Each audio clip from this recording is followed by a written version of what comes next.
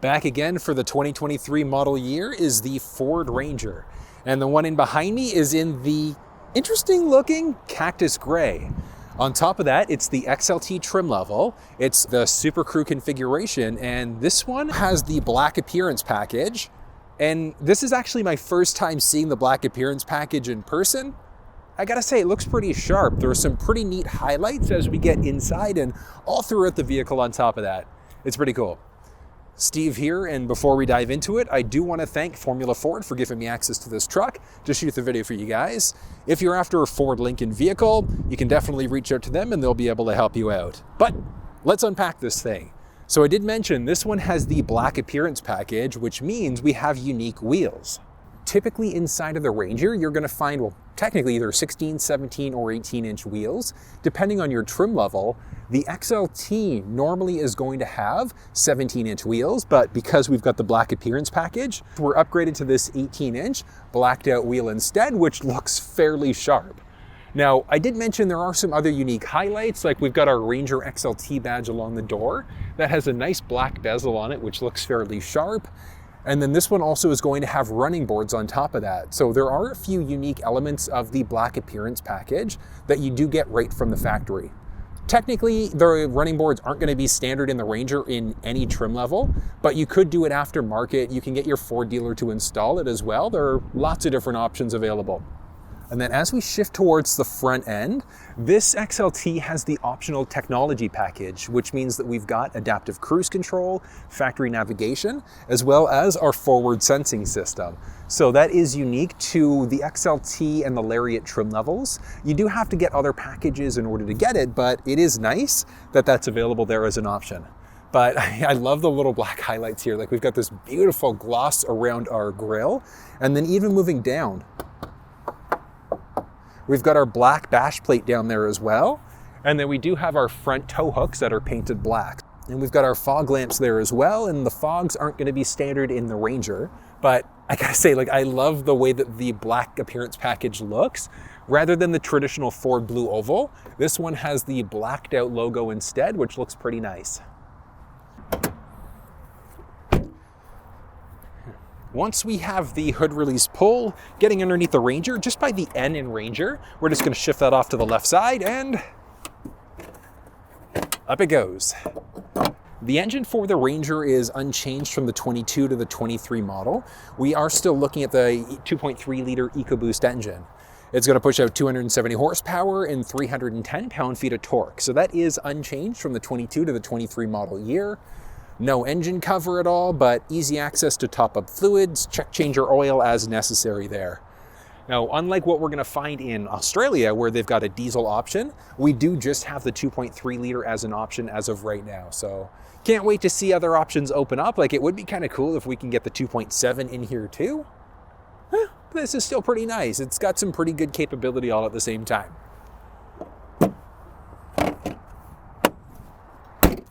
Just for comparison's sake, I'm 6 feet tall, and as you can see there, pretty much like a level head in comparison to the top of the Ranger there. So tippy-toed, I can see over top.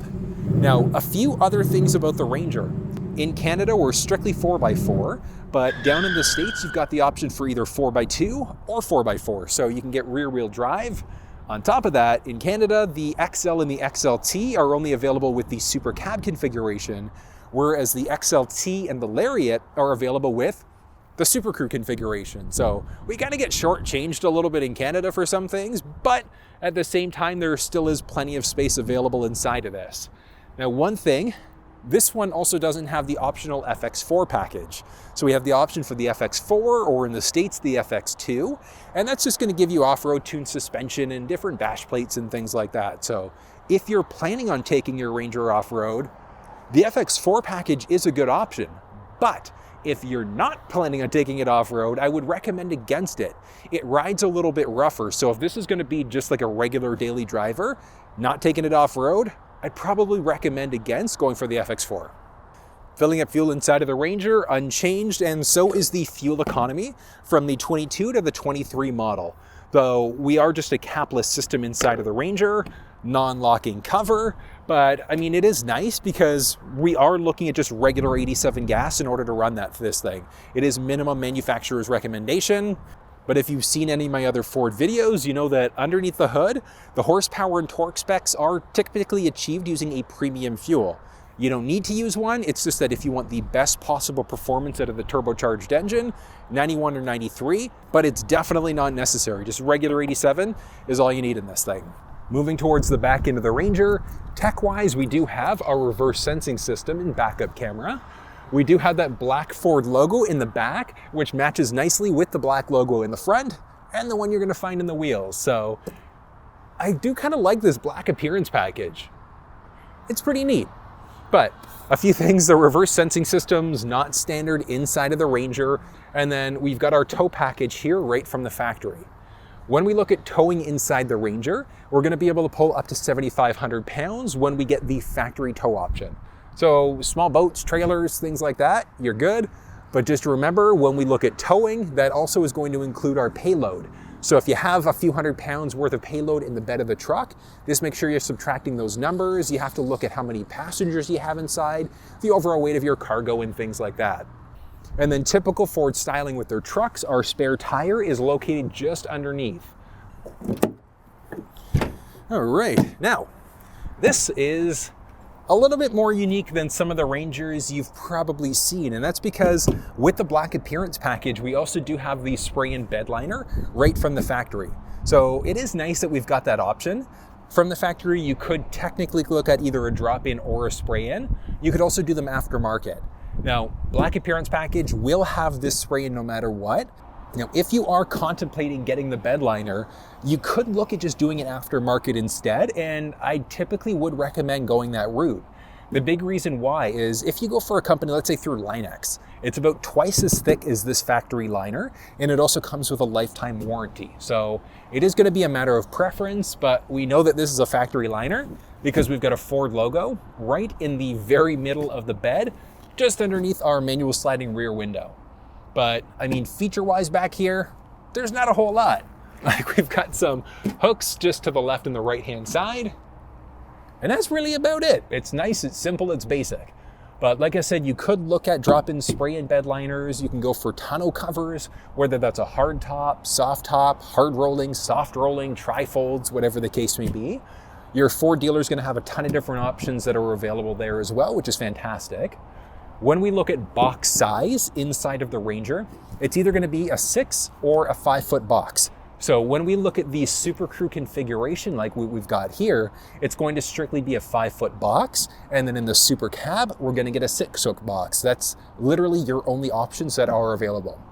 You could look at box extenders and things like that if you really wanted to.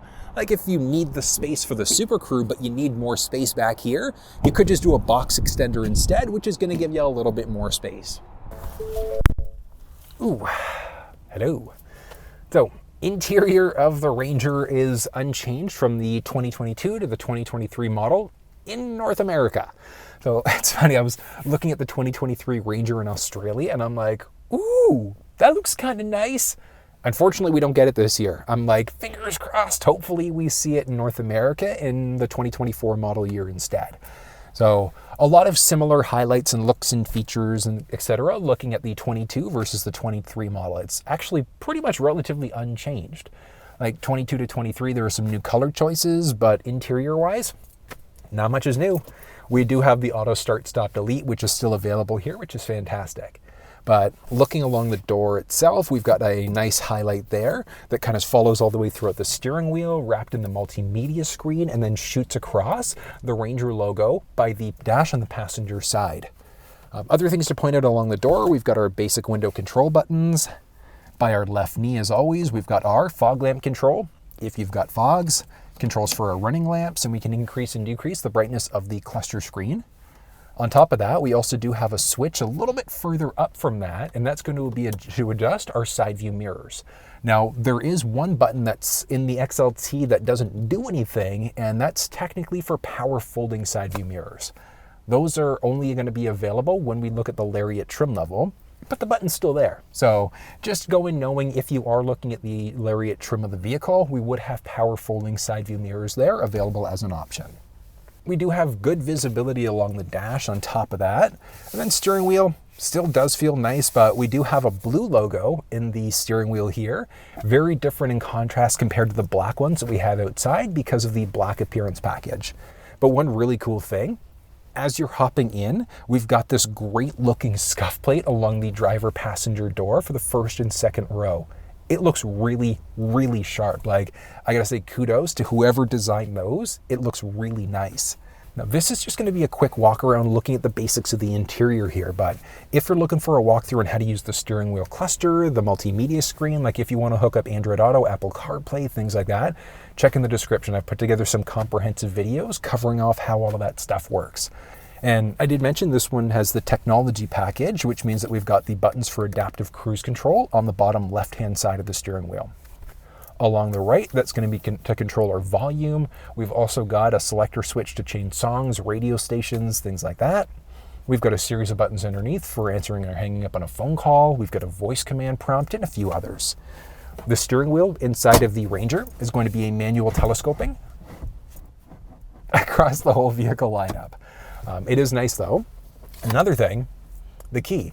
So inside of the XL and the XLT, it's going to be just like your regular old school, like flip style key. But when we get into the Lariat, that's when we get push button start instead. So XLT, strictly looking at a key. Kind of rhymes. Yeah. So it is nice there. But we do have nice kind of metallic looks, like a chrome look around our vents. And I mentioned, so we do have our Sync 3 screen. That's the same from the 2022 model. So you might have factory navigation, you might not. It's going to depend on how you have this thing configured. But even if yours doesn't have factory nav, you can still use Google Maps, Apple Maps, or Waze, depending on if you're hooked up through Android Auto or Apple CarPlay. But as we start to move down the center stack, we've got our 4-way blinkers, we've got volume rocker, tuning rocker, series of different climate control settings, and I got to do this. Gotta give you a little listen as we go. Hold on, we got this.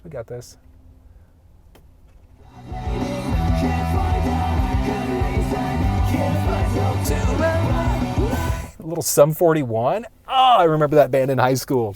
Amazing song, incredible band. So the audio inside of this is pretty good, but we've got a few options. So standard inside of the Ranger is going to be just a regular 6-speaker audio system. And I mean, the audio is pretty good inside of the 6-speaker setup, but we do have the option for a 10-speaker Bang & Olufsen when we look at the Lariat.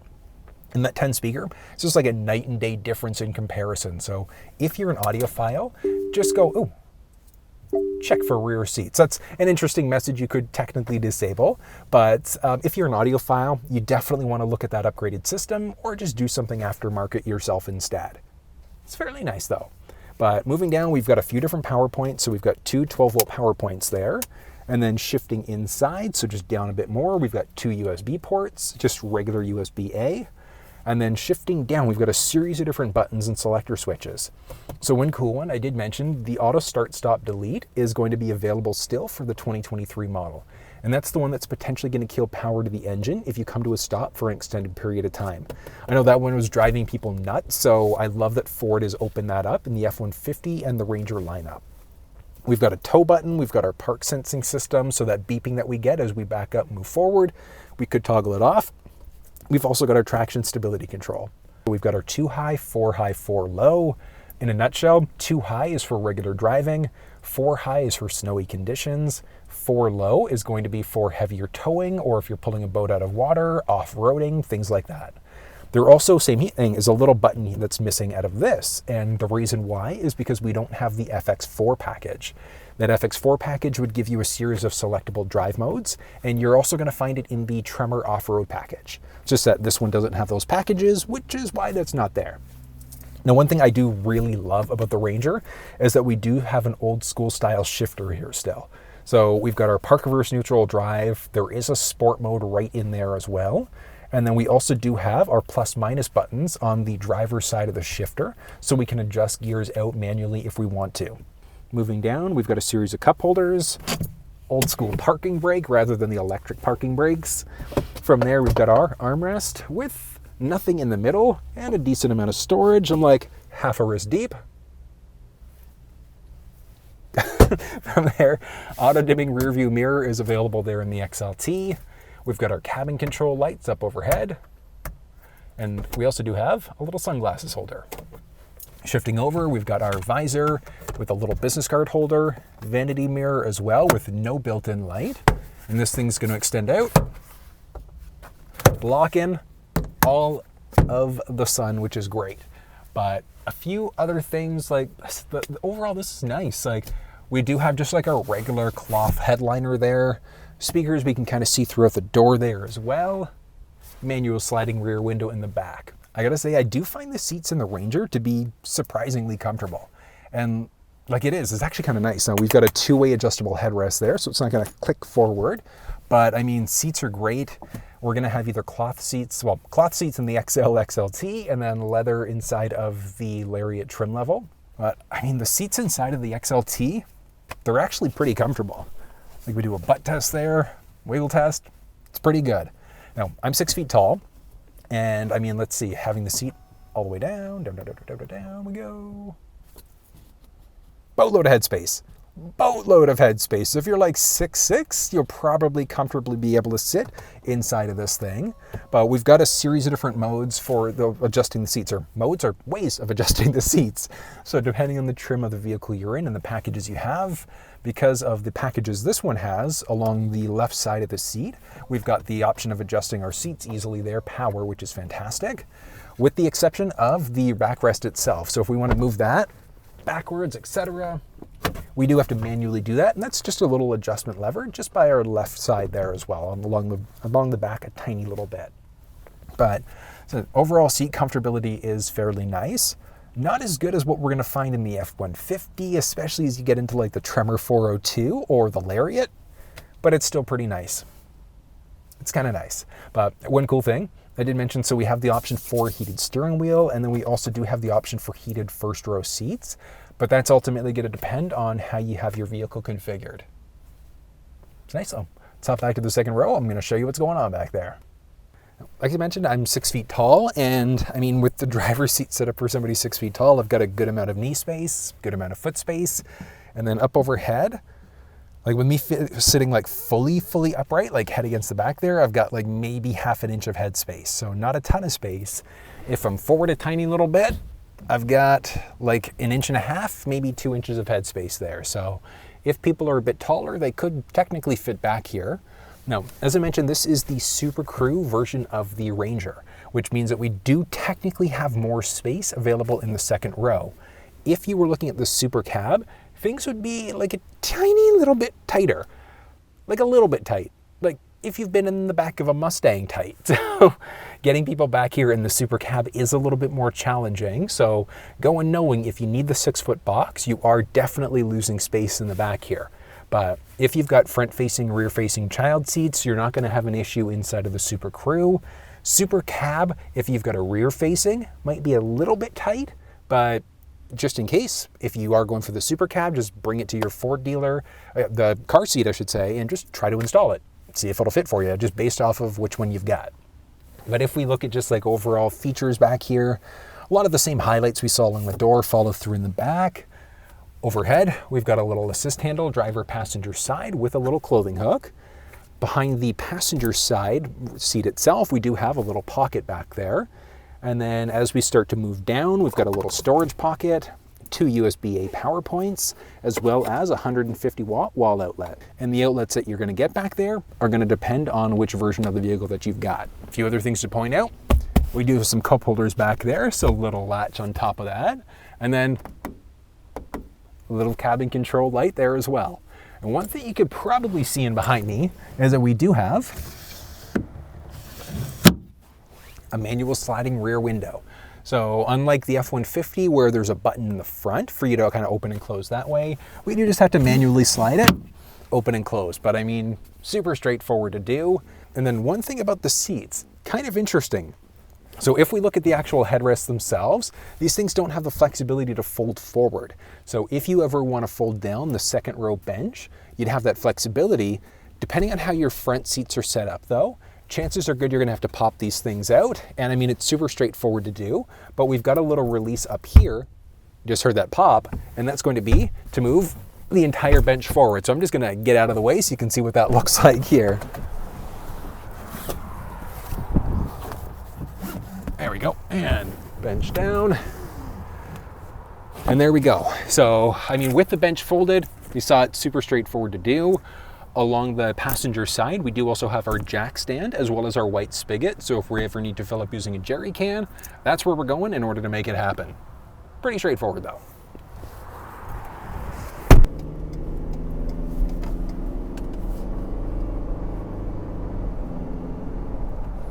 All right, so ride is nice. And one thing that I noticed about Rangers sometimes is that on startup, they can be a little bit loud.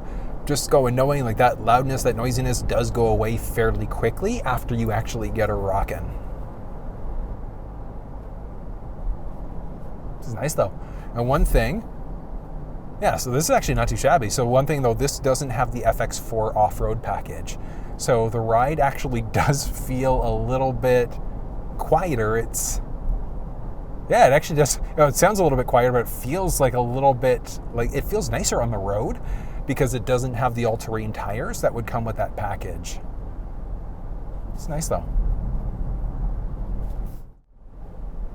I'm actually kind of surprised at how quiet the interior of this thing sounds right now. Like, it's obviously not the most quiet ride. Like, it's not going to be as quiet as like you're going to find in a Lincoln, but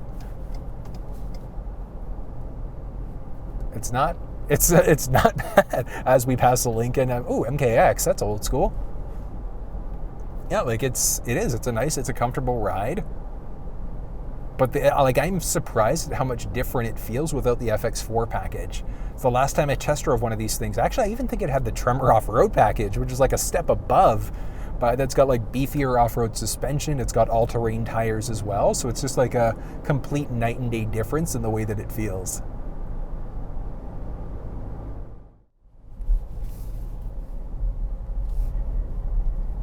Got to go over some bumps. Now, like I said, this one isn't the FX4.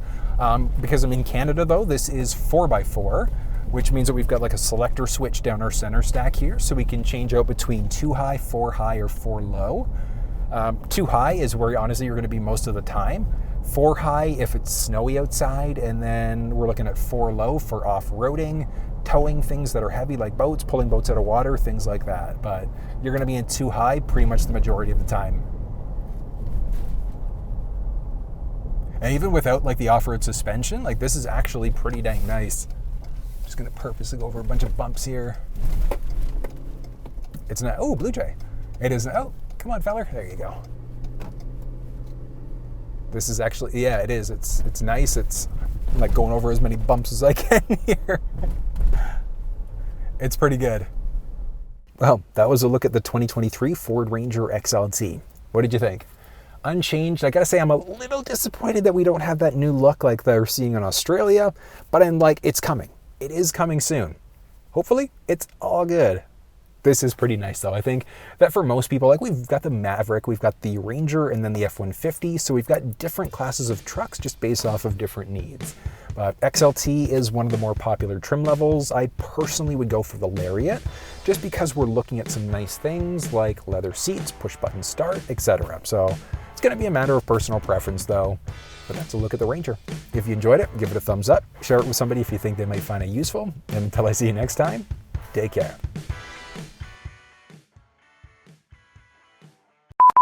If you've seen in my other Ford videos, you know that if we look at is interesting. And the reason why, so inside of the lower trims of the Ranger, you're looking at a 6-speaker system.